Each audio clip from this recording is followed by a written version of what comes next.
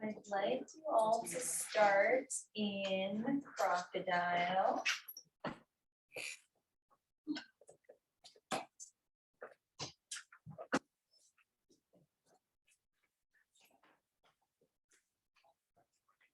Take your time adjusting, letting your forehead rest on the forearms. Legs are comfortably spread. And feel free to shift through the pelvis, through the head, gently rocking it from side to side, the head, or even through like the front of the pelvis if that feels good. And just to find a comfortable resting spot at center and to ground the body a little bit more. You may even start to deepen your breath a little bit more with each breath that you take, taking a little bit deeper into the belly, into the sides of the body, into your low back. And checking in with yourself physically this morning. Noticing how you're feeling, kind of doing a body scan, just taking inventory. And also checking in emotionally, mentally, how you're feeling at this moment.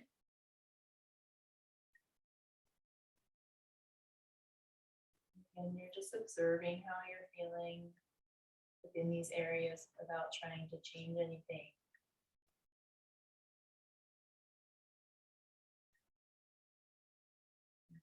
Meeting yourself where you're at this moment.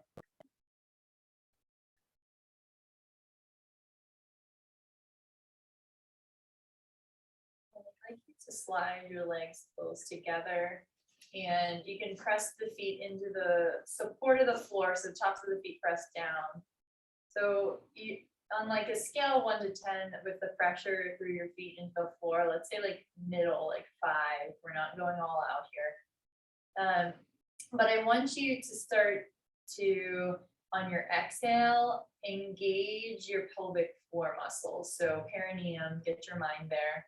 Every exhale, you start to engage, pull up and in as deeply as you can into the center of the pelvis. And as you inhale, you gently relax from deep within the center of the pelvis down and out. And we're just focusing on pelvic floor. So perineum is your main focus here.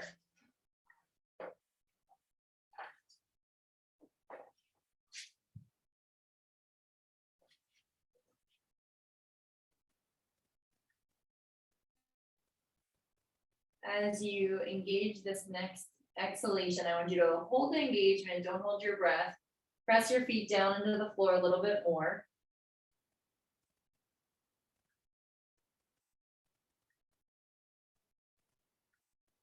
And then let yourself relax, back off. You may notice that your glutes were engaged, which is totally fine, even though I didn't say Ashwini Mudra, so don't worry about that if you were thinking that through that practice. So next thing, so let your feet just completely relax on the floor. You're not pressing deeply, but I want us to move into Ashwini Mudra. So as you exhale, you start to roll the glutes together, hugging the tailbone, drawing up and in through the anal sphincter muscles. So you're engaging the anus, pulling up and in. And as you inhale, you relax down and out from inside to outside. So your glutes, like we kind of talked about yesterday, they visibly will move, but there's still that deep internal felt feeling, that engagement, that strengthening that's happening within it is not visible. So that's really what you want to connect to, not what just is visible on the outside, but really what is going on the inside.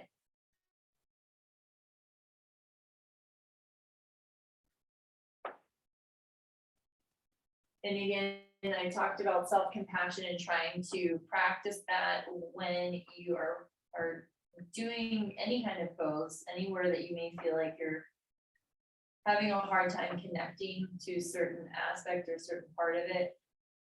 And especially with this, instead of trying to go harder or engage deeper, if you're feeling like you're not able to do it, try to soften and don't try to push harder or engage on a deeper level. Just let yourself kind of soften.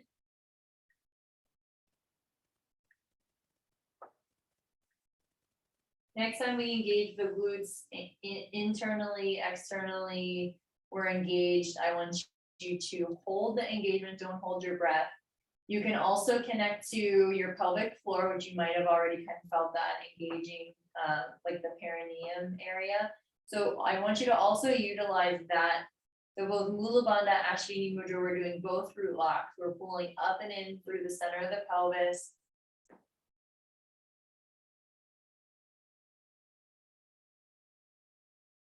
One more deep, smooth breath here. And then I want you to relax down and out.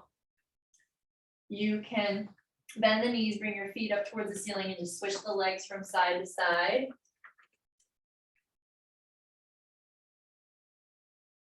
And then when you're ready, legs, you can bring them down, and I want you to extend.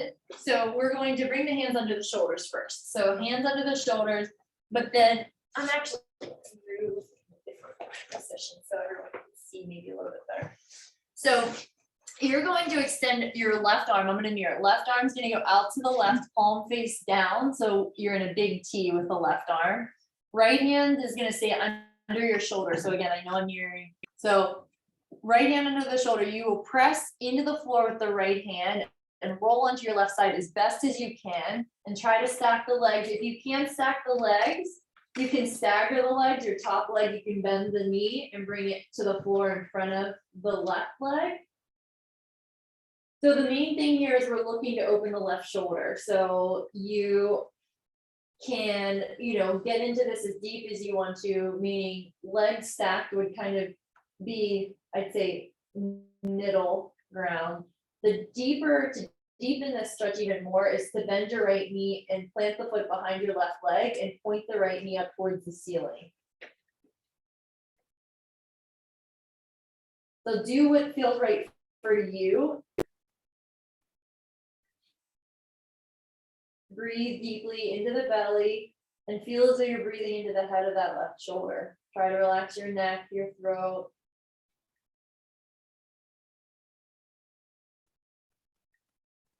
And then we're going to slowly back off and come onto our stomachs again and slowly bring our left hand under the shoulder. And then once you're positioned with hands under the shoulder, right hand out to the right, palm face down.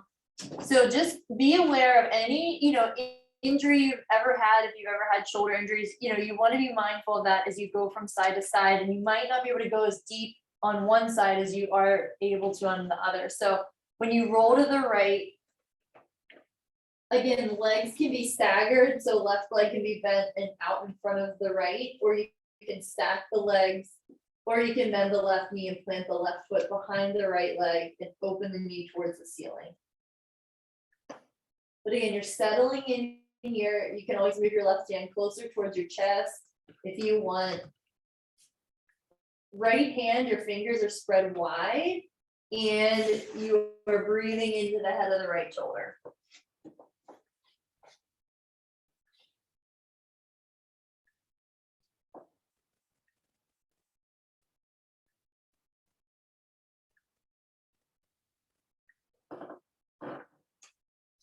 Take one more breath here. And then slowly slide the right hand in as you come back onto your stomachs. And so once you're back on the stomach, I want you to keep the hands under the shoulders, legs are close together. And you're looking down at the mat, your face is just a little bit above the mat. Chin is tucked towards the collarbone. So let's engage Ashwini Mudra. I want you to engage through the glutes, anal sphincter muscle, engage through the perineum, and feel like you're doing a pelvic tilt here. So your pubic bone kind of grounds down into the mat a little bit deeper. And on your inhale, you'll start to press into the floor and lift away from the floor, but keep your elbows bent. So you're never going to straighten your arms. And then you can slowly exhale, come back down and almost touch your nose to the mat.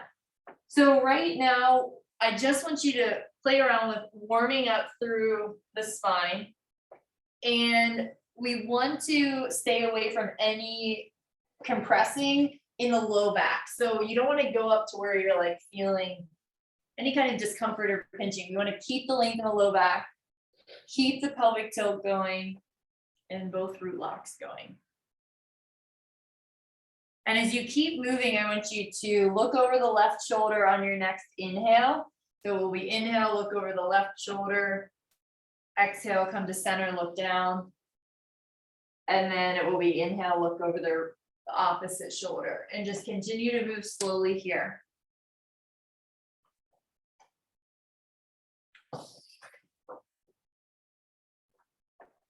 Can you tell us about both locks one more time? Both locks. So glutes are drawing together, so we're hugging the tailbone, that felt feeling of hugging our tailbone, but pulling up and in through anal sphincter muscle, engaging through the anus. And perineum, right in front of the anus, you are pulling up and in. So both are going on. As you exhale and you come down, lay down, turn your head to the opposite side you turn towards, and let your arms rest next to your sides, palms face up, and just soften throughout the whole body. So just soften, soften. Deep belly breath here.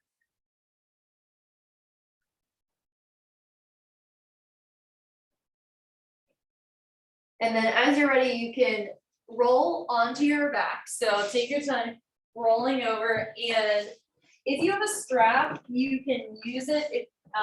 It's optional. So I'm gonna show with and without a strap. If you have a strap, you'll put it around the right foot. And actually, I'm gonna stay mirroring, even though that might be confusing to some of you. I'm gonna just mirror throughout. The other option, if you don't have a strap or don't want to use it, is just hold on to the back of the right thigh and bring your right foot up towards the ceiling.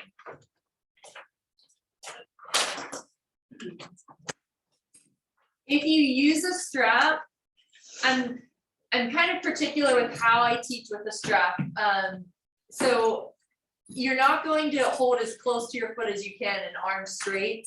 I want you to bend your elbows enough that you can touch the floor with your elbows and your upper arms, and your elbows are not wide, they're close to your side body. And so just get a good stretch going down the back of that right leg. Left leg can be bent or straight, but I want you to start to roll your right foot around. So circle the foot, but keep pressure on the foot with the strap pulling down on it. And again, if you don't have a strap, you're just moving the foot freely. So make sure you're breathing, of course. And you're going to go in both directions. So both directions, circling to the right for a while and then to the left for a while. And just say hi to your ankle, your foot, your calf, anywhere you feel, or feel that's talking back to you, that's tight. And then I want us to stop moving the foot, but we're going to pull on the strap on the left side of the strap more than the right, and twist our ankles. So the sole of the left foot I'm saying the wrong thing. Sole of the right foot turns to your left. And you pull down on the left side of the strap a lot more to deepen that stretch. Now you can always slide the strap up the foot a little bit more or down the foot a little bit more to deepen the stretch or change it for you.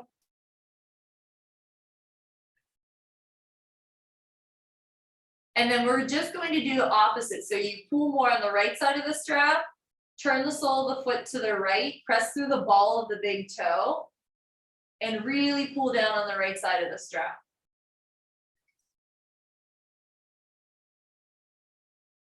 And then come back to center and we will switch legs. So left leg up, start to circle around the left foot, whatever direction you want to start, left or right, just start to go in one direction for a while. And involve your toes. So think of how much our feet are usually confined to shoes. So giving them freedom to just move around here. And then switch and go in the opposite direction.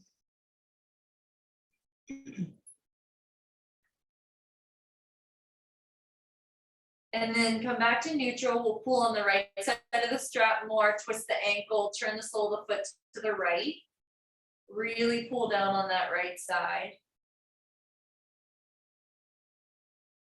Try to relax through your toes as you hold here, soften through the back of the body.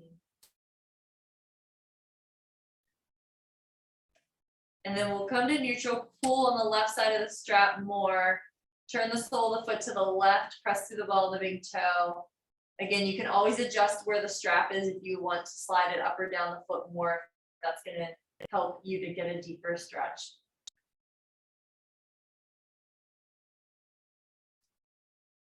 And then come back to neutral, and we're gonna bring the right foot back up. So both feet are close to one another, or like touching.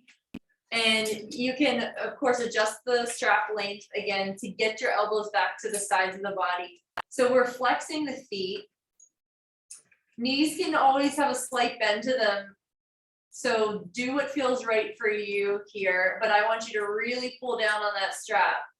So pull down, say hi to your hamstrings, your low back, breathe into them. So really breathing down into the low back, down into the legs.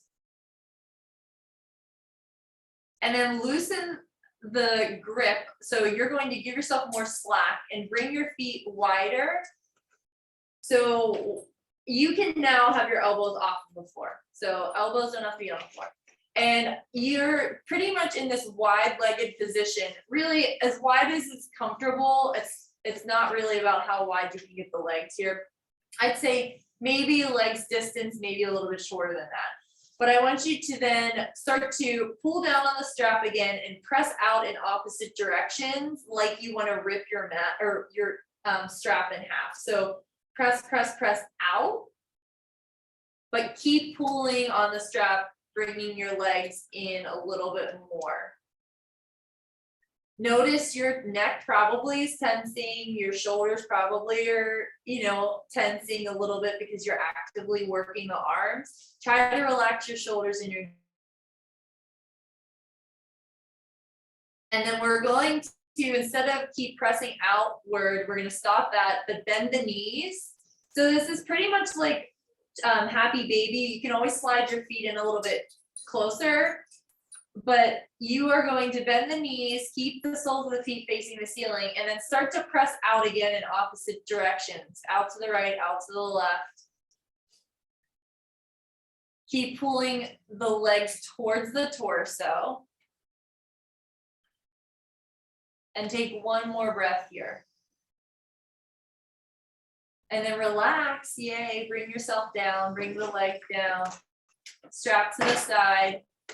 So now I want you to roll to a side, whatever side, and come up to all fours. And you can grab your block. Just have it at your side. We're not going to put it between the legs just yet. So knees are going to be wider than hips distance apart, and your wrists first start under the shoulders, but then you'll step the hands about a hand's distance forward. So I call this churning or making a figure eight with the pelvis because that's pretty much what you'll do. So think of a figure eight, and let's not focus on the breath yet, but just get the movement down. So it will be exhale when we bring our hips back, inhale when we bring our hips forward. But you're going to start to bring your hips towards your right heel first. So it's exhale to the right heel, slide to the left heel, inhale to your right wrist, slide to your left wrist, and exhale to the right heel, slide to the left, inhale to the right wrist, slide to the left wrist. So just keep moving in a figure eight. If you're like, what's the breathing? Just breathe and get the figure eight down. But again, it's inhale forward towards our hands, exhale back towards our heels. If your knees bother you, like mine are starting to, just put a blanket under them.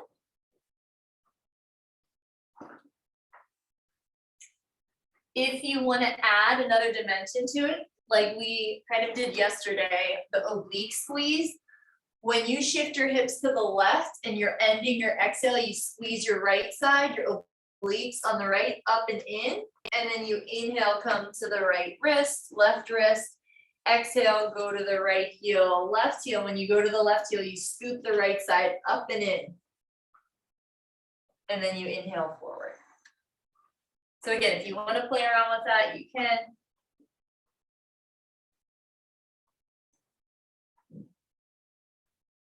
Did you just reverse the direction? Nope, not yet. Oh. Did you just give us a new cue? I just. Yeah, the new cue is when you continue to move in the way you are to the right heel, left heel, but when you go to the left heel, you squeeze your obliques on the right, up and in, and then you relax as you come forward. And so try for about 2 more of these, and then I want you to just rest in child's pose. After that second one, just hang back in child's, give your wrists, your hands a break, whatever arm position you want to take in child's. But let yourself settle and just notice what you notice, just observing the body, noticing all over, but especially in your right side, just the differences from right to left. And then when you're ready to come back to center, we'll come back up. Again, the starting position is knees wider than hips distance, wrists. I usually do under the shoulders for a moment and then step the hands forward about a hand's distance.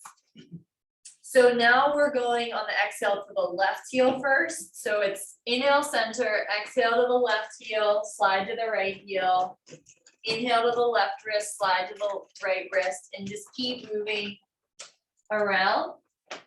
So once you get into the figure 8 in this direction, at the end of your exhale, when you shift your hips to your right heel, you can scoop the obliques on the left side up and in like you're doing a side crunch, and then inhale to the left wrist, right wrist, exhale to the left heel, right heel, scoop the left side up and in. So again, go slowly here. If you're like, oh my gosh, this is confusing, go slow. And again, when you shift your hips to your right, scoop the left side, your obliques, up and in, like you're trying to squeeze the space under your lowest rib and pull up and in under that lowest rib.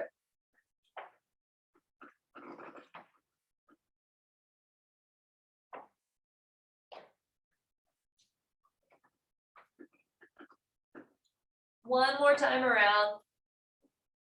And again, you'll hang back into child's, give your arms a break, whatever position for the arms you want to take.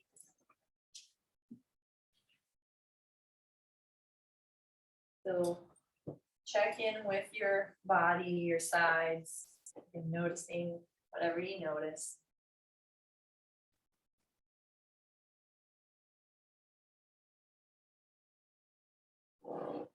And then take your time, we'll come up to all fours. You'll want at least one block. And so block will be on the right side, again, I'm mirroring. So left foot will step forward into a lunge. Right wrist is under the right shoulder with that block. Left hand is just on your left thigh right now. So we want to find length in the spine. We can be hinged over the left thigh, but we're lengthening. And you're going to round your right toes under and lift your right knee.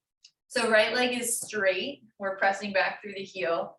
Left arm, we're going to reach on our inhale out to the left and up towards the ceiling. And then exhale, literally hug your left thigh and reach to the right and keep moving. So it's inhale, we reach up, we open our side. Exhale, we squeeze our thighs, squeeze our obliques. So this goes back into the theme we've been kind of doing here and there in our class. Squeeze your left side, the obliques on the exhale. And then as you inhale, you relax and fill that space with your breath and with your movement with lifting the arm up.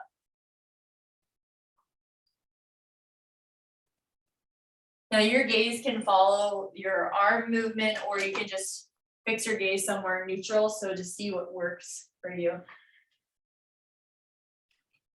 One thing I want you to check out when you come up, stay here, look down at your left knee. You don't want it to be going out to the left. You want to track the knee in line with the center line of the foot. and feel like you're pulling your leg in, like there's resistance. So bring your left hand to your low back. So deep belly breath here.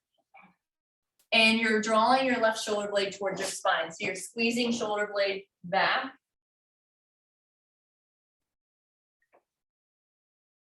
Take one more breath here, twisting to the left. And then slowly untwist. You can bring your back knee down. You can bring your hands down. And then switch sides. So right leg forward, block on the left side, under the wrist, under the shoulder. So let's actually do something different on this side, just a little different. It's not gonna mess anything up. Just for the whole tracking thing with getting awareness in the leg to keep the knee in line with the foot and not letting it go out. So press your right hand in the outside of the right leg and start to draw your low belly in so you can feel your low belly contracting. So you're fighting against the resistance of your leg pressing out and your hand pressing in. And then keep that going. And then we're gonna do the arm movement. So round your left toes, lift your knee. On your inhale, right arm, you're gonna reach out to the right, up towards the ceiling. Exhale, thread through, hug your thigh, reach to the left and keep moving. But be aware of your right leg. And again, the tendency that we sometimes have to drop the knee open. We don't want to do that. And every time you exhale and thread your arm through, you contract the obliques on your right side and you really hug into your thigh. Good.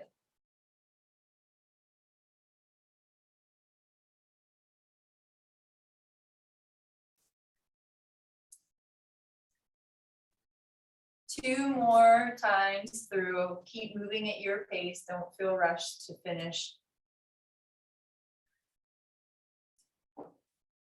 When you finish the second time through, you will just drop your back knee down. You will bring your hand off the block, step right leg back.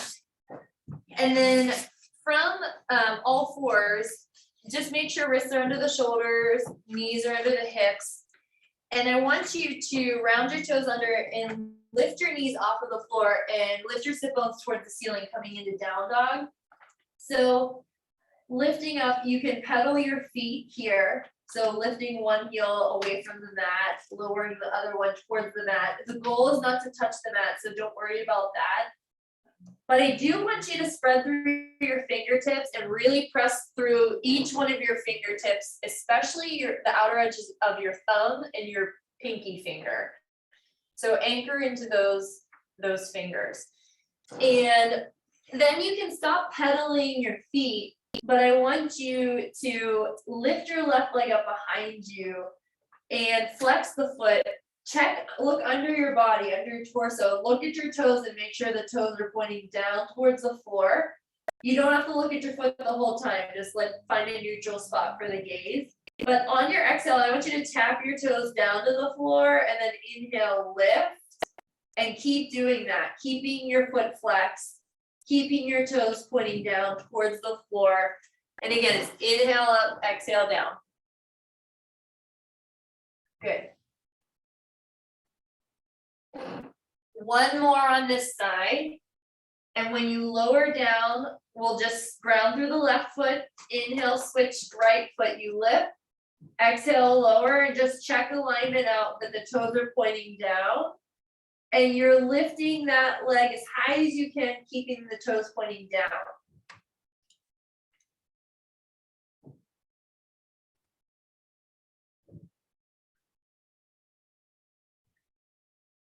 When you lower down, ground through that right foot and left foot, knees down to the mat. Child's or hero's pose, give your arms a nice break. So give your wrists a break. You can always move the hands around, do whatever again feels good to you here.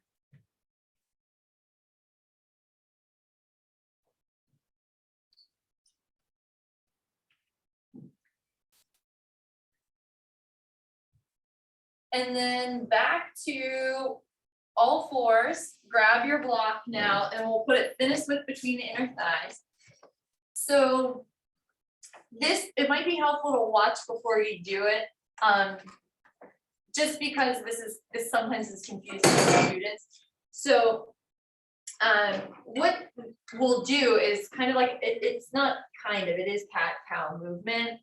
But we go into a down dog and then back to all fours. So you'll see what I'm talking about. So I initiate like we usually do, exhaling into cat. But when I do that, I squeeze the block, squeeze my low belly, and I lift into this down dog that is with a deep knee bend, and I hold towards my thighs as much as I can.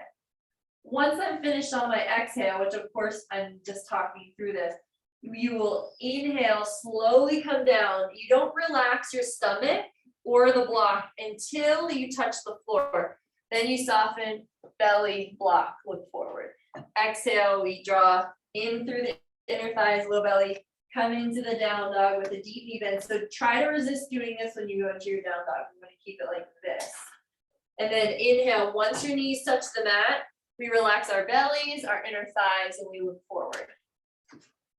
And if you need me to like come around and help guide you, or, you know, just, I can be like a recorder and tell you kind of where to go, which I'm gonna do that anyway.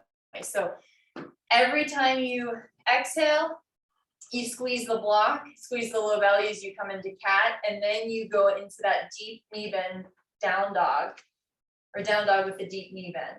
And as you inhale, then you slowly bring your knees down to the mat. When your knees touch the mat, you relax your low belly, your inner thighs, and come into cow and look forward, dropping the belly. So really squeeze on that block when you exhale, really draw in through your low belly as you exhale and come into that down dog with the knee bend. And then inhale, keep holding on to the block squeeze, low belly squeeze until you touch your knees to the mat. Then relax belly, inner thighs, look forward. Yes, good. So next time you are all up in your down dog, stay there. And I want you to hold it. Don't hold your breath. Keep your knees really bent. Squeeze on that block, press through your hands and lift your bum back and up towards the ceiling. Yeah. Don't sink into the shoulders. Yes. So stay here and breathe for about 3 more breaths.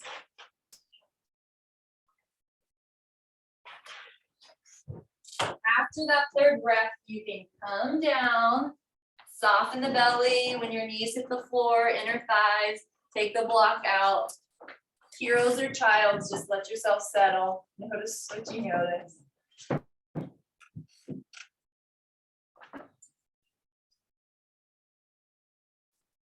So just settle here again, whether you are taking child's pose or hero's pose, or any kind of seated pose, just checking in with your breath and sensations within your body. And then I want us to come back to, actually, let's not come back to hands and knees. I want you to come to seated. And so a lot of what we'll do today are going to be forward folds. So I'm going to be showing you like a lot of propping and things like that. For now, you don't have to, because again, I know props are kind of a little bit limited, but I'm gonna sit on a blanket just to elevate my pelvis a little bit. Right leg, I want you to bring out in front. Left leg, you're going to bend the knee and cross the foot to the outside of your right thigh. And you can pull on that right or your left shin in towards your torso, but pull your torso towards the left thigh. And you can either, so 2 like arm options is either wrapping your right forearm around your left shin and then bringing your left hand to the back of the body, twisting to your left. And you can either let your fingertips rest on the floor or let your hand go on the low back. The other arm option for your right arm is to bring your right arm to the outside of your left thigh and point the fingertips towards the ceiling. And you create resistance with the right arm and the left leg pressing into one another. So in this position, I'd like you to stoke your belly, meaning on your exhale, squeeze your low belly muscles. And as you inhale, relax them and let your belly fill. So we're just stoking the belly, pretty much pumping it in and out with the pace of your breath, not fast. Flex your right foot, forgot to say that.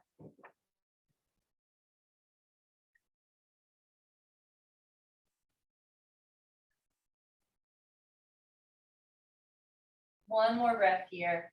Finish on the exhale, really spring out, and then inhale, relax, come out of it. And then left leg out, right leg you can bend, crossing the right leg over the left. So left arm, you can either, again, wrap it around the right leg or bring the elbow to the outside of the right leg. Right hand, you bring it, as you twist to the right, you bring it to the floor, resting the fingertips on the floor or the hand on the low back. If you do rest your hand on the floor, don't lean back into the hand and like rely on it. Like you want to still focus on lengthening through the crown of the head, and you're just lightly resting your fingers there. And we start to pump the belly. So when you're ready, exhale, you draw in, inhale, you relax. You may be able to hear your breath, that's okay. Again, flexing the left foot.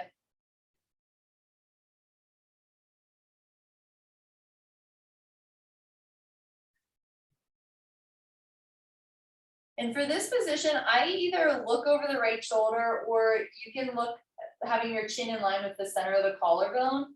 That can be a good neutral spot for the neck too. So see what works for you in this position. Another thing I like to do here, which I didn't do on the other side, but just so you know, is you can look over your opposite shoulder in this twist. So you could go and look over the left shoulder and notice how that changes the stretch in your neck. So again, just something to know to add to the toolbox. And then come back to center.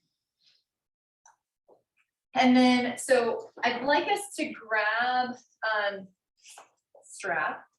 Everyone has, yeah, everyone has a strap. So something I'd like to do, and I'm gonna have you all like try this out once we do the forward bends, like later, not later on today, pretty soon.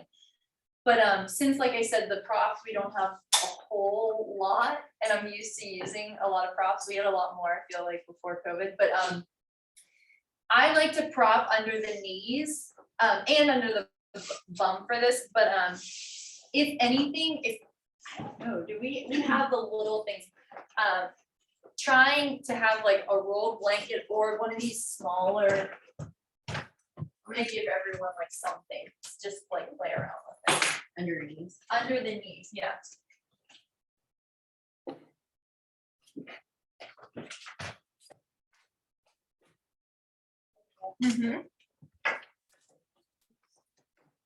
I'm gonna give you that too, just so you have it.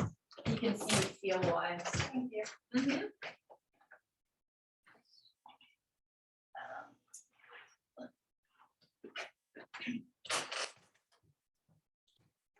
So whenever you want to try. Oh, see what. Then everything, of course, is going to give a slight different effect. Like the little mini bolsters are going to feel like of course more elevated, but that doesn't mean like it's bad. It's just you get more cushioning. So you want to be able to press into the cushioning. Like that's why one of the reasons why I want you to like try this out. The other thing, again, ideally, I would probably have a blanket under my bum here, just to like elevate me a little bit. And then you can put the strap around the feet. So a lot of the times, and I know I'm kind of kicking into like the forward bend mode, but this will just be kind of end of class. So a little teaching moment here. So the elbows, again, like something that I try to not do or teach is you don't want to be like reaching with the arms straight. I'd rather you have the elbows bent, because if you look even at my shoulders, what's happening here, there's a pull forward and kind of like, even if I keep my chest open, it still is like tension. So if I bend my elbows, there's a lot more openness here and it's more like relaxed. So again, not just seeing what I look like, but doing it yourselves and like see how that feels. So from here, I want you to draw the low belly in. So forget about root locks. Let the sit bones spread, and you can even like pull flesh away from sit bones to help with that. But I want you to think about in the movement and hinging at the hips, we're not initiating the movement up here, which a lot of people tend to do. We're initiating it down here. So it's the hinge in the hips, and that's why sitting on something under our butts helps. But a lot of people resist that because it's like, oh, I don't want more props or anything like that, but it actually will help you go deeper. Whether you're really open and like stretched out or you're really tight or anywhere in between. So leaning back, like imagine you have a wall that you're leaning back into as well, and your gaze is just neutral out in front. So I want you to start to initiate the movement in the hips. Imagine, so pelvis, like I said, it's like a bowl. Imagine you're trying to pour the contents of the bowl out. So we're starting down here. Once you can't move any further here, I want you to then start to lead with your heart. So head is not what's leading, it's heart. And then when you're like, okay, I can't really do anything else here, that's really it. You're not leading with the head. So it may feel really rigid, but I want you to stay here so I can check everyone out. The one thing that tends to sometimes happen though is the head, which none of you are doing, but there will be a slight sometimes drawing down. So just kind of like check the head out. And again, just a visual if it's helpful. Imagine you're still trying to press into a flat wall, even though you're coming forward here. And then of course, you can round, relax your shoulders, your head, and you can always walk your hands down on the strap more, or you could just hold onto your legs, your ankles, your feet. So whatever you want to do here, it is okay to relax and round at certain points. It's just we don't want to start off that way.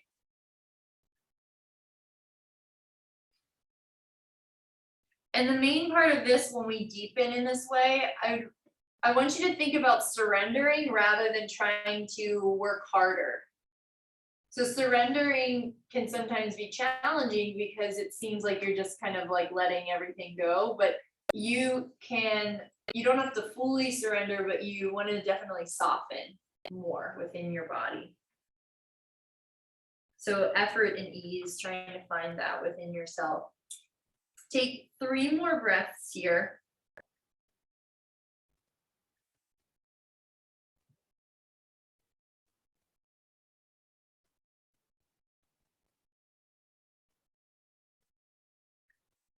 And whenever you're ready, you can slowly release, coming back out. Or strap, or if you were using it at the end. And then I want you to bend the knees and bring your feet together in Baddha Konasana, butterfly pose.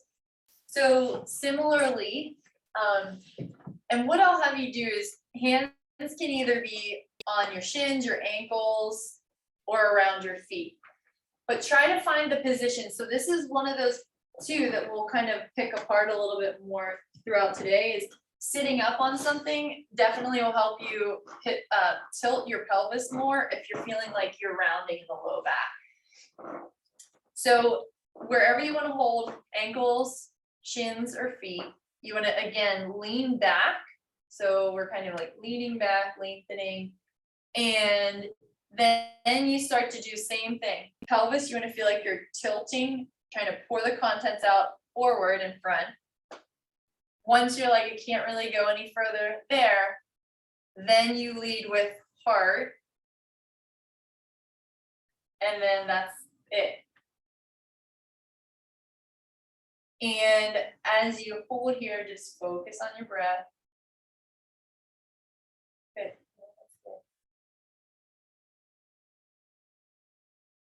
And then you can let your shoulders, your head relax. You don't have to hold onto your feet or your legs anymore. You could always walk your hands out if you want.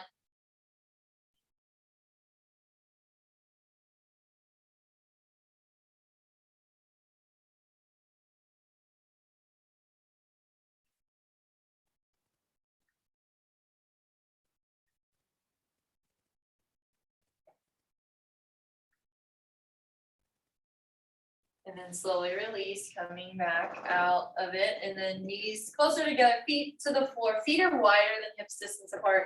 Then your hands can go behind you, fingers pointing forward towards the heels, and you're going to drop your knees from side to side. So just drop back and forth. Doesn't matter how close you get to the floor with your knees. Just release through the back. And just one other thing before Shavasana, when you drop your knees to the left, I want you to pretty much bring your right hand over to your left. So fingers point out to your left side. I'll just go like this. And you can slowly bend your elbows and go a little bit deeper into the twist if you want. You can use a bolster to let your forearms rest on, or you can rest your forearms to the floor. But don't go into it where it feels uncomfortable. You want to just find like your sweet spot where it feels just enough. And that's why, like I said, don't steer away from using supports, even blocks under your forearms. So you can be creative with that.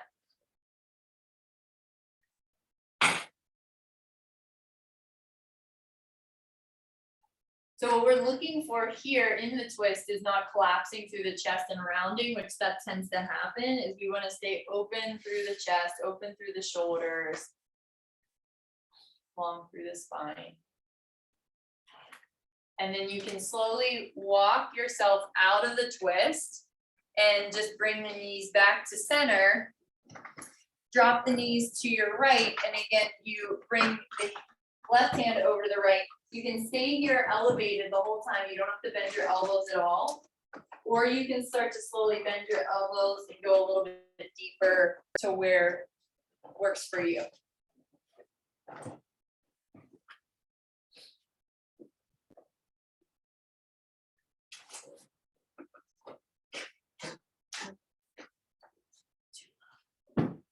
See that, or even do one more. Does that feel more open? I mean, you tell me. In my head. Wherever, do you just like torso in general? I think just with this one. Yeah, that looks good here.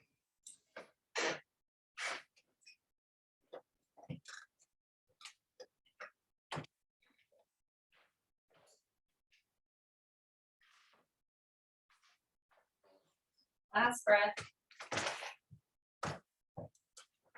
And then slowly come out of the twist. So that's a really deep twist, so you don't want to just blow out of it really fast. You want to slowly come back to center. When you recenter yourself, you can take your block, put it between your knees, squeeze it, and arms will be out to your sides next to your legs. Chest is open, and we are going to pretty much press vertebrae by vertebrae, like laying down into the floor. So you let the back of the pelvis slowly start to round and slowly come down. And then once you're down, you can slide your feet towards your bum and lift your feet off of the floor with the block. And keep squeezing the block. If you need to move the block down or position it in a different way, you can, but arms are gonna go wide. And drop the knees to the left as you exhale. And then inhale to center. And drop to the right as you exhale. So the goal is not to touch the floor with your thigh. I just want you to go down about halfway, not even. Inhale to center. And keep going from side to side just a few more times. And if you want to, you can look over the opposite shoulder or keep your gaze just neutral at center.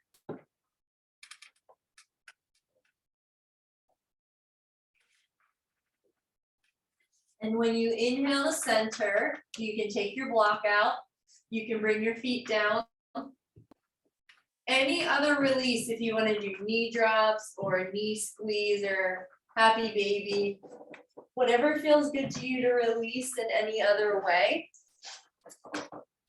But when you are ready, I want you to get set up.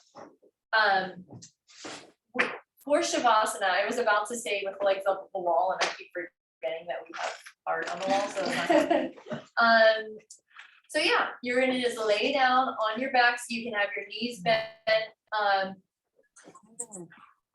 like I've been saying throughout, I like to use a lot of props. That doesn't mean you're going to want to, but I encourage you to try them if you don't use them.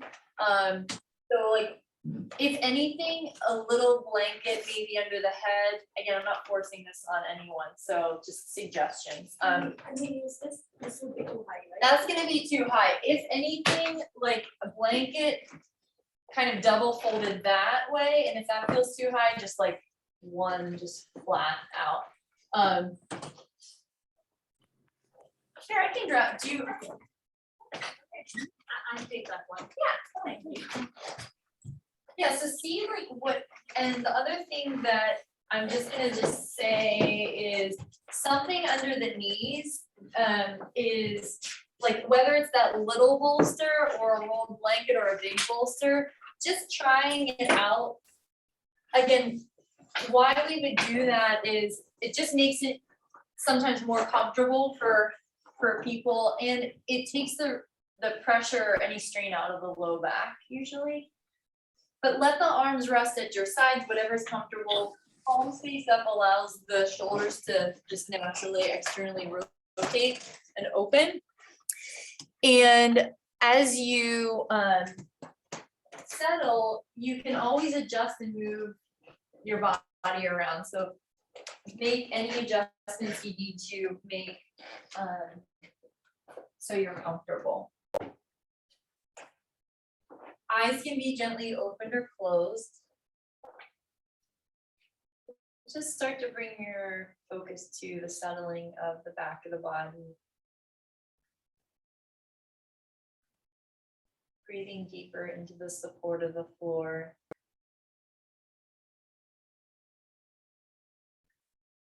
Taking a moment to check back in with yourselves as you did at the beginning of class. Noticing how you're feeling physically, mentally, emotionally. Just observing any shifts from the beginning of class until now. Bring your focus to the crown of your head. Gently relaxing at the crown of the head. Softening down to your eyebrow center. Relaxing your eyes and letting them rest deeper back into their sockets. Relax your mouth, any tension that you're holding in the mouth, especially the tongue. So relaxing from the base of the tongue out to the tip of the tongue. Soften the hollow of your throat. Settle within your shoulders and relax down along the length of your arms into your wrists, out into the palms of your hands. Relaxing each one of your fingers out into their tips. Taking a few mindful breaths, resting within your fingertips.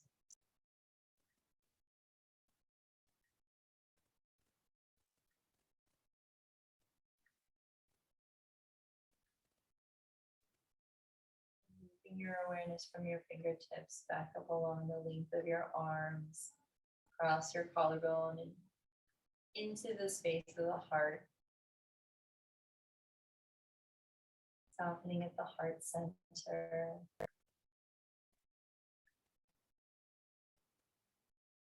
Relax down into the navel center. Softening underneath your rib cage and into your low back.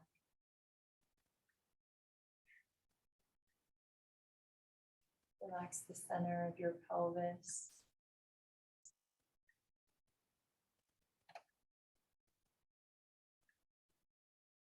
Settle within your hips, down along the length of your legs into your ankles. Relaxing the soles of your feet Out into each one of your toes to their tips.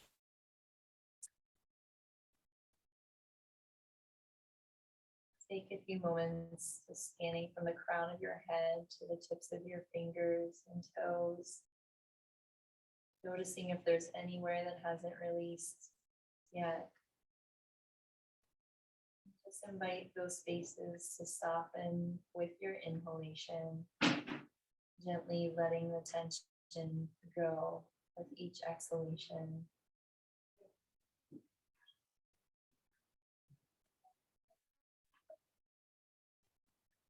Bring your focus to rest at the tip of your nose and start to tune into the sensation of your breath, feeling the cooling touch of your inhalation and warming touch of your exhalation. Following the coolness of the breath as it moves from the tip of the nose along the roof of your nose to your eyebrow center. And as you exhale, following the warmth of the breath back from the eyebrow center to the tip of the nose and beyond. If you get distracted and your mind wanders away from the breath, simply bring your focus back to the sensation of your breathing. Yes. Okay.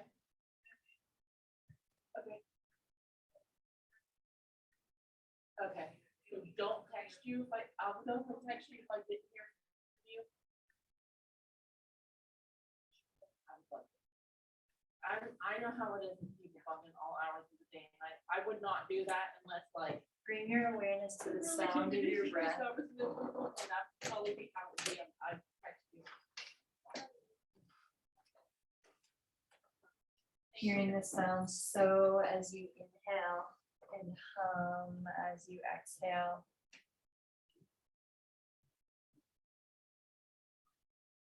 Internally repeating that sound to yourself within the eyebrow center. So right within the center of the mind, resting on the gentle sound of the breath. So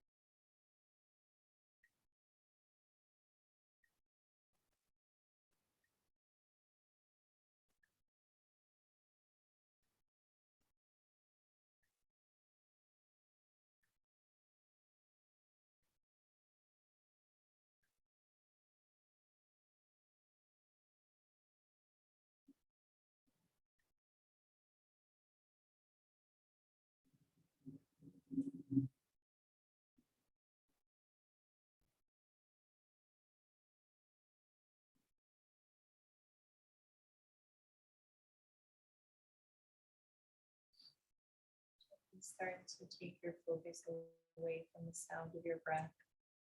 You can start to deepen your breath in your belly. You can add little movements into your fingers, your toes, wherever else you'd like to move. And you're ready. And I'd like you to take your time. When you're ready, I'd like you to roll onto your left side into just a comfortable fetal position. You can always adjust whatever's under the legs or under the body so you're more comfortable. But let yourself settle on your left side and reconnect to the support of the floor beneath you and reconnect to your breath. So feeling the support of the floor holding you, but also the support of your breath within you.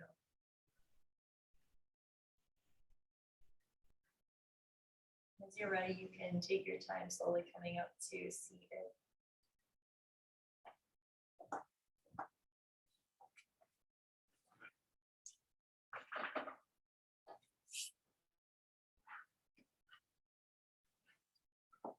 Bring our hands to our hearts and take a moment to bow towards our divine light. Namaste. So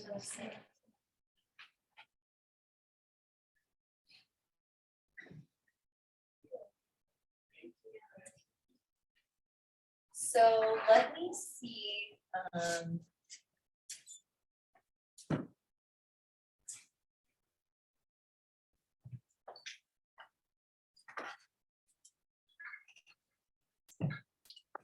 so I know I went over a little bit, so why don't we say, yeah, it's 10 after, it's 11 after now, so about, what, like, 40, I guess it would be, yeah, 12:40-ish coming back. And then we'll start forward then. So we will go on the left side first. Right, we wake up.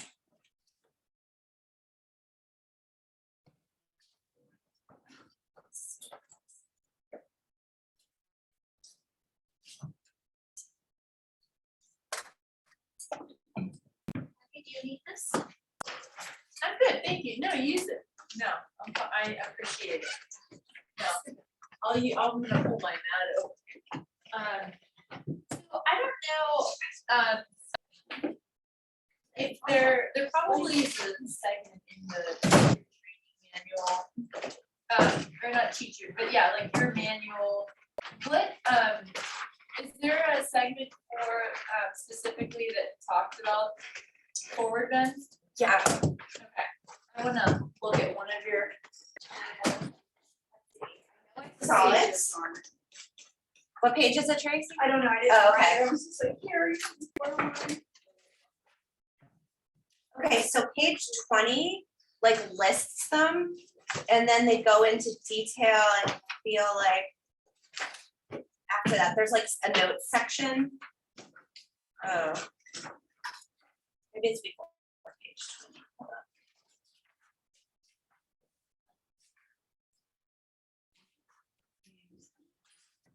So, yeah, Oh, yeah. so yeah, okay, and then 21 a little bit, okay. let me just see. Is it in books too? I think, but I can't.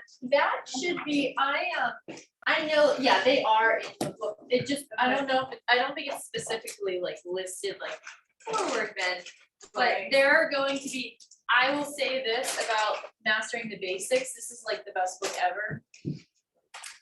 And, I use this still all the time, but like, this is a great book to reference things, like, throughout. Just with like how they explain, like how they guide you through the pose and like, also to get like ideas on wording too. scripting. That can be really helpful. And again, it just is a really nice, thorough book, I think, of a lot of the different poses, but, yeah, so the forward bends, I mean, they are in here, like even like this one we'll be talking about. I'm pretty sure this is in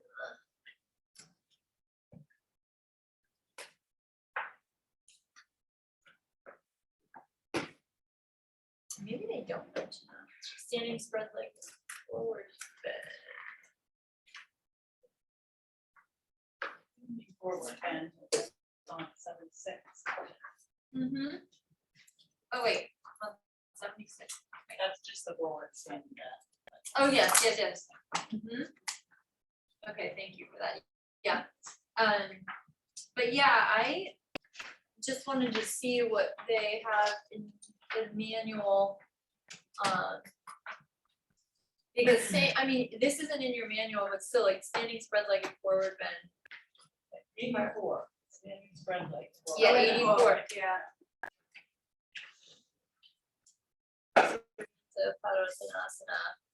Yeah, that's not in the forward bend, but it's still forward bend, so, and a lot of, the same action is going to be used for like all forward bends. It's like, once you learn what that is, that's what you will, focus on throughout. So again, I made notes, I'll read them out loud and, I will move out of the way too if you would rather take photos at some point, but, so first, like, I just want to talk about the why, like, what are the benefits of forward folds? What do we wanna focus on, you know, when we're doing them? You know, the meaning, is helpful. So forward bends really help us to turn inward.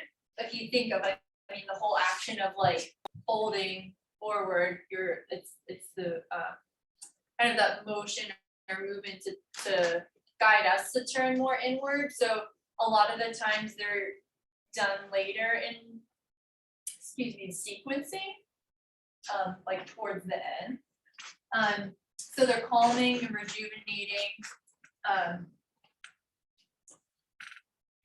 They open the spine, they stimulate our abdominal organs, and that helps with digestive issues. So again, any kind of like pressure on the belly, which that can happen sometimes whenever we're doing a forward fold. Mentally, they bring us, I had mentioned the focus inward, so it's relieving to our nervous system, or, you know, in other words, calming to the nervous system. It brings a feeling of surrender. And forward folds are also cooling.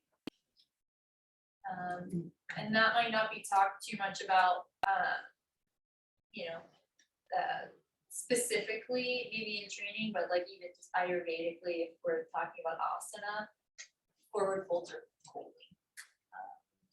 And so the key actions that you're going to focus on when you do them and teach them are elongating the spine, and then hinging at the hip creases. So kind of like how I did in certain poses, we didn't do a whole lot of forward folding, but just that hinging at the hips, or if you think of, you know, initiating the movement down here rather than up here. And seeing how much you can elongate and like where kind of your, I call it your edge, so like where you can't go any further without rounding. And that's, again, it's going by feel, because we're not looking in a mirror trying to, like, you know, it's helpful to see ourselves in the mirror sometimes when we're doing things. And I mean, I encourage that for you to do sometimes, like if you do have mirrors around the house that are kind of like, you can see yourself in a pose, just for positioning and like being like, did I get this right? Like when I, you know, get myself into position, just kind of checking the scene out. But yeah, the hinging at the hips is really important. And then as far as warm-ups for hip, forward folds, you want to do more hip openers. That can be really helpful. Of course, you can do other things too, but hip openers are like really like, that's going to focus on the kind of main area that we're working in forward fold. And then it's important to have counter poses. So thinking of counter poses, like what are you going to do after you come out of a forward fold? And we'll talk about those as well.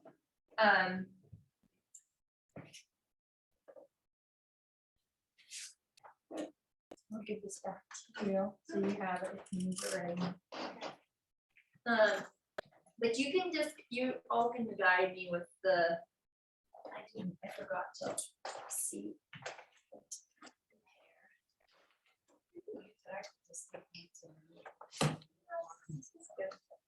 What page is that in?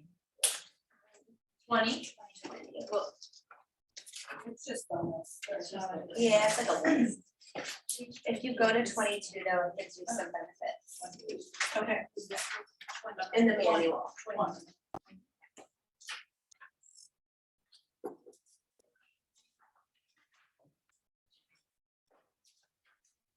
so, a little bit more about, I guess I'm gonna start with, how we prepare for them. So any thoughts on what would be good, like prep poses for, forward bends? Mm-hmm. Bridge. And like Round angle. Did you say open the hips first? Yes, hip openers. So round angle. Yeah, What about twists? but, so twist, yes, yeah, for sure.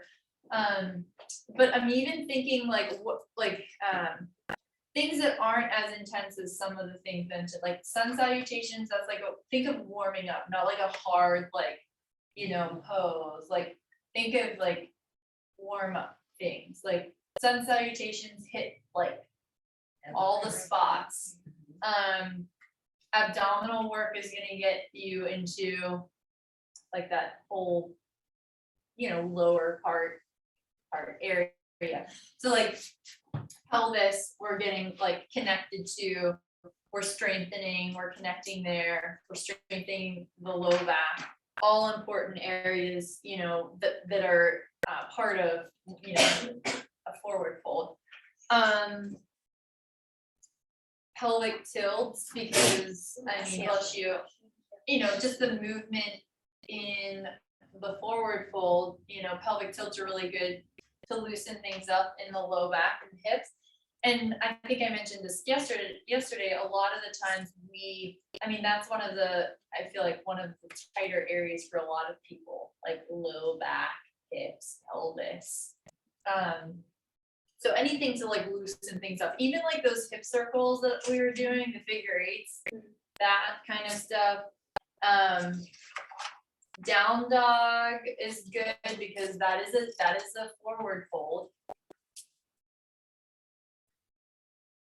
What about just squeezing the block back? Yep. Standing twists, like with the forward bend, like with the legs wide, and I'll show you that with different things, but that can be helpful. Reclining twists, and I had mentioned like churning, so like anything that's like kind of like just churning through the hips and the pelvis, even like seated hip circles. This is like warm up. I do this a lot in class, like warming up. And seated cat cow. Just trying to think of anything else.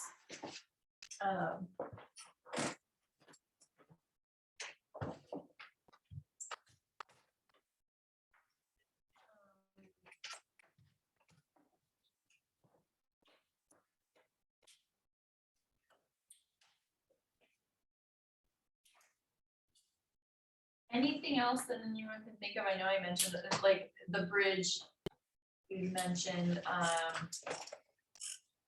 So bridge is a good actual, like, so let me back up.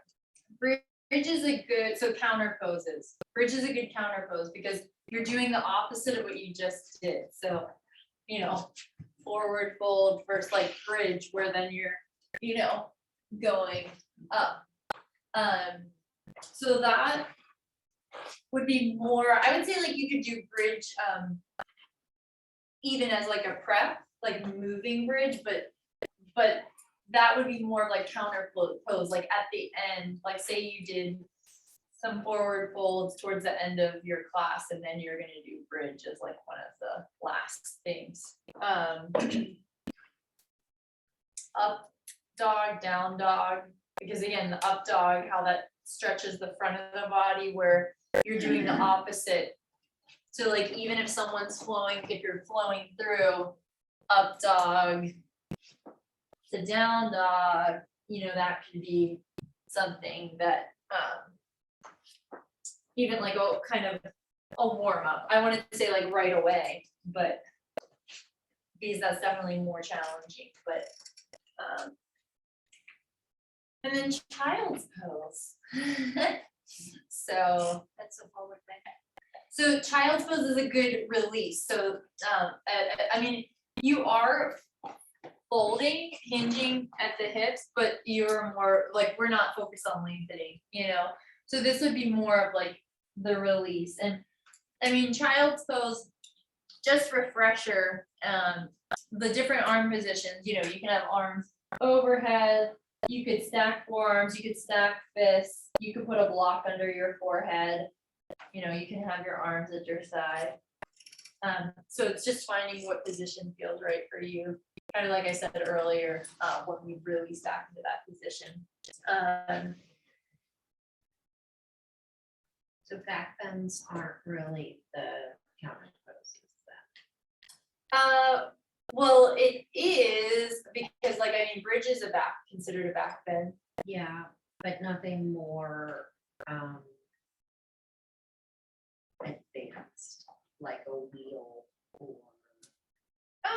I mean, you can, but I think I want you to think of just like simpler, not like more advanced, like, yes, that's a back bend and that could be considered, you could do that, but we're thinking like right after we come out of a forward bend, like, you know, what do you want to do next? And that may, I mean, part of your practice might be you do come into a wheel, but you know, wheel is when you're really warmed up. Obviously, it's not something that you're gonna just throw in there, and that's a more challenging pose for a lot of people. So, Not like when you're like the variation of the sun salutation, where you're just going back. up in Tadasana, yeah, I mean, it's still a part of the sun salutation, or if you're just doing that, I mean, you know, I've done this in class where you're just doing, this is what you're focusing on is, or, you know, you're focusing on something like this, where you're not doing the full sun salutation, but just getting the hinging in the hips. But yeah, So did we, actually think you might have said seated cat-cow, but would that be a better warm-up or release? Warm-up? warm up. Yeah, okay. Yeah. I'm sorry, I'm still eating. I'm done. Okay. So, yeah, I mean, because forward folds are usually later. So like then coming out and doing cat cow, just kind of like, it's more of like a warm up, like, you know, when you Yeah, think about it. So I would say, you know, Right. you could, you know, come back into child and then maybe you have them go into down dog from like, if you were seated, or I don't know, like, it's just where you, I mean, honestly, you could do a twist, Yeah, you know, too.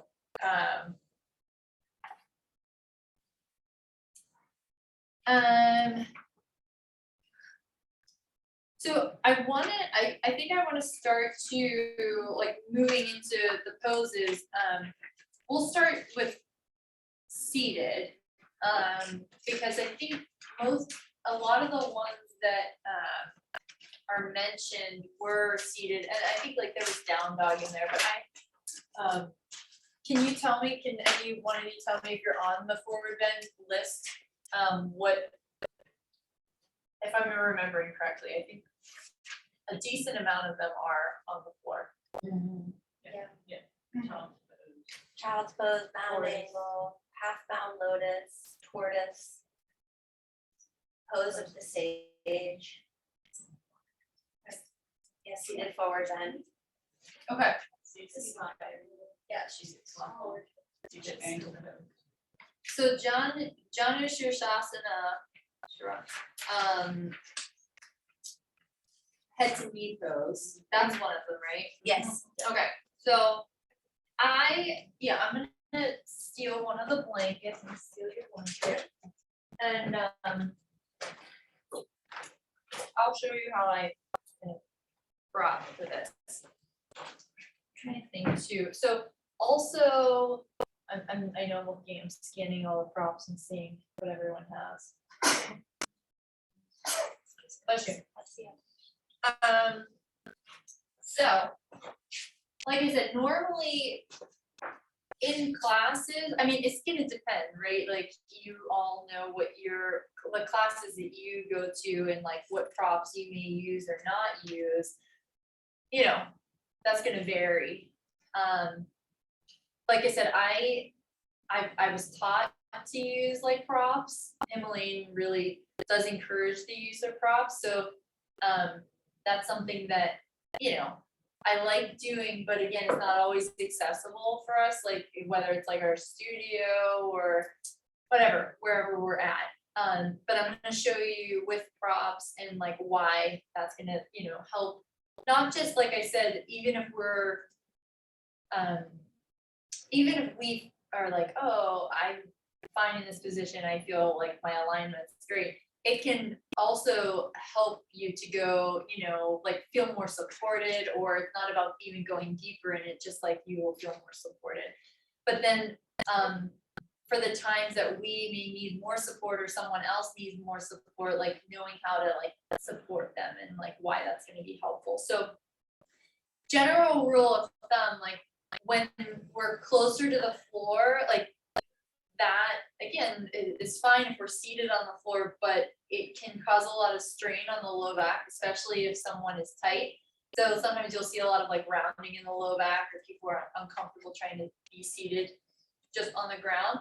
So this really applies, I talk a lot about this in like with meditation, hips higher than knees.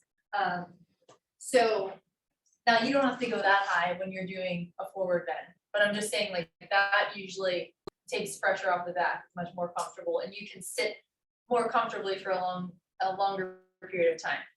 But for forward folds, I usually do like a blanket under the bum, and oh my God. And of course, if someone is tighter, I would throw like another blanket or another blanket folded like this under their butts. But of course, the higher you go, your knees are gonna hyperextend. So you wanna balance that out by, I'm gonna take your blanket behind you. By propping your leg. So, first pose, where were we? John knew, I think. Okay, so head to knee pose. So, and I always do it this way, but I know there's this like wide, there's a wide version. But I'm thinking this way. So, for this, sometimes it's hard for students to have their leg like get close to the floor. So I always say just like think about bring the floor to your body, not force your body to the floor. So if there's any like my knee's coming up a little bit, so you can throw a block under the knee or a blanket. And then say my leg was hyperextending, you can do blanket under the knee. Even if this looks like, whoa, that looks like way too high, it's actually gonna be fine for the stretch, like it will be fine. Because you don't wanna hyperextend your knee, so if I was seated higher, like on 2 blankets, which I'll show you. That is not okay. So you wanna have support, and again, you could use, I mean, if you don't have blankets, plethora of blankets, just use a block or something. So you can like, you can just kind of improvise or use what you have around. Another thing I just thought of as I was shifting around blankets is you want to bring your sit bones close to the edge of the blanket. So you don't want to be like back on the blanket, because that's not going to help you with like shifting your pelvis. You